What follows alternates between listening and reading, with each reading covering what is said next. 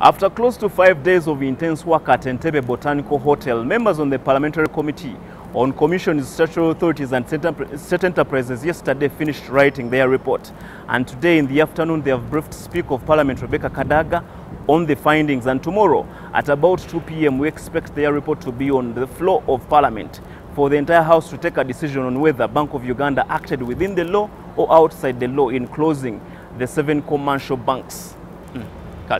Sources on this committee have told us that there's only one report, and this is the majority report that has been signed by 28 members out of the 30 that sit on this committee. And they have told us that many of the things that happened in this committee when it was sitting still here at Parliament, they're the same things that they have put in this report. There's a lot of anticipation here at Parliament and also from several members of the public on how this report will look like, whether this report will implicate Bank of Uganda in closing these banks illegally, or it will exonerate officials from Bank of Uganda.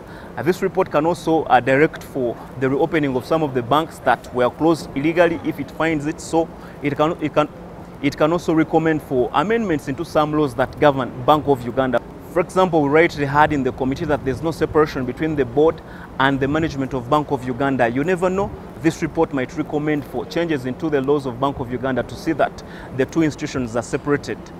This probe into the closure of the 7 banks was as a result of Parliament directing the Auditor General to carry out a forensic audit into how Bank of Uganda closed these banks.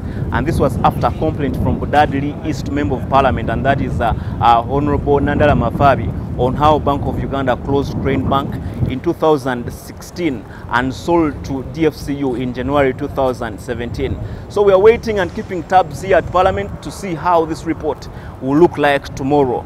Habad Ziwa for NTV here at Parliament.